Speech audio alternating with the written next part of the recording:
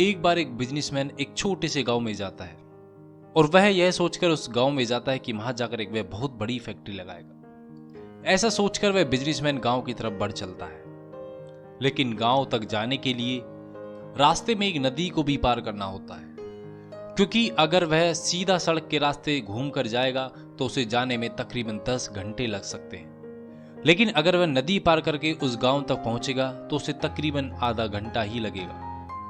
अब ऐसा सोचकर बिजनेसमैन ने अपने समय को बचाते हुए नाव से जाने का फैसला किया। बिजनेसमैन अब एक नाव में बैठ जाता है एक व्यक्ति के साथ। उस नाव में केवल 2 ही व्यक्ति बैठ सकते थे, एक नाव चलाने वाला और दूसरा यात्री। अब धीरे धीरे नाव आगे बढ़ने लगती है और नाव वाला अपनी धुन में मग्न उस नाव को आगे चलाता जाता है। थोड़ी ही देर बाद वह बिजनेसमैन उस नाव वाले से पूछता है कि क्या तुम जानते हो कि तुम्हारी नाव में आज कौन बैठा है? नाव वाले ने बड़े ही भोलेपन से कहा कि साहब, मुझे नहीं पता कि आप कौन हैं। ऐसा सुनकर बिजनेसमैन ने कहा, क्या नाव वाले तू रोजाना अखबार नहीं पढ़ता है? हर दूसरे दिन अखबार के पहले ही पेज पर मेरी फोटो सबसे ऊपर छपती है। इतना सुनकर नाव वाले ने भोलेपन से कहा कि अरे साहब, मैं तो अनपढ़ आदमी हूं, मैं पढ़ना लिखना नहीं जानता।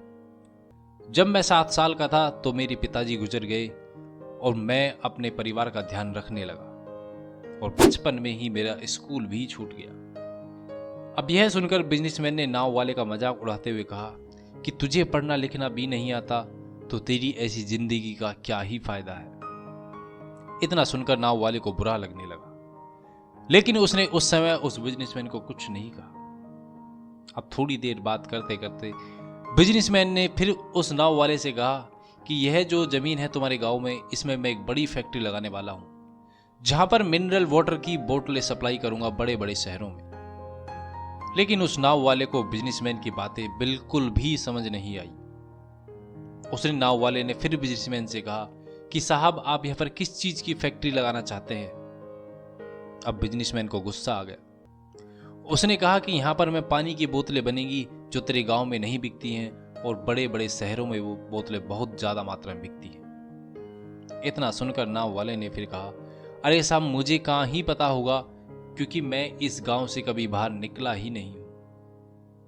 अब ऐसा सुनकर बिजनेसमैन ने इस नाव वाले का मजाक उड़ाते हुए कहा कि तू कभी अपने गांव से बाहर निकला नहीं और तू कभी शहर गया नहीं, तो ऐसी जिंदगी जीकर तेरा क्या ही फायदा है।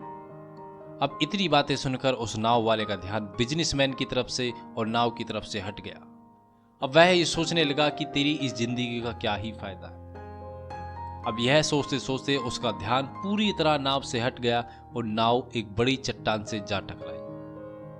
नाव के टकराने के बाद ही नाव टूट गई और नाव में धीरे धीरे पानी भरने लगा। अब यह देखकर बिजनेसमैन और नाव वाला घबरा गया, क्योंकि नदी का किनारा अभी बहुत दूर था।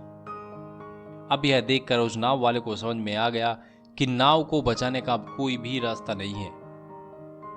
अब नाव वाले ने अपनी जान बचाने के लिए नदी में छलांग लगाने ही वाला था, तभी उसने उस बिजनेसमैन से पूछा कि साहब, क्या आपको तैरना आता है? अब बिजनेसमैन ने घबराते हुए पूछा कि तुम ऐसा क्यों पूछ रहे हो, पर मुझे तैरना नहीं आता है। अब यह बातें सुनकर नाव वाले को हंसी आ गई और वो बोला कि साहब, अगर आपको तैरना नहीं आता तो आपकी ऐसी जिंदगी का क्या ही फायदा है। अब यह सुनकर बिजनेसमैन को अपनी गलती का बड़ा ही पछतावा हुआ। अब बिजनेसमैन नाव वाले के सामने हाथ जोड़ने लगा और कहने लगा कि तुम जो मांगोगे मैं तुम्हें वो दूंगा, बस तुम मेरी जान बचा लो। ऐसा सुनकर उस नाव वाले ने कहा, अरे साहब, आप घबराओ नहीं, मुझे बस तैरना ही नहीं बल्कि डूबते हुए लोगों को बचाना भी आता है। सो दोस्तों, इस स्टोरी से हमें लर्निंग मिलती है कि हमें कभी भी किसी का भी मजाक नहीं उड़ाना चाहिए और अपने से कम किसी को भी नहीं समझना चाहिए, क्योंकि हमें पता नहीं कि कब किसकी और कहां जरूरत पड़ जाए। सो आज की इस लर्निंग स्टोरी में बस इतना ही।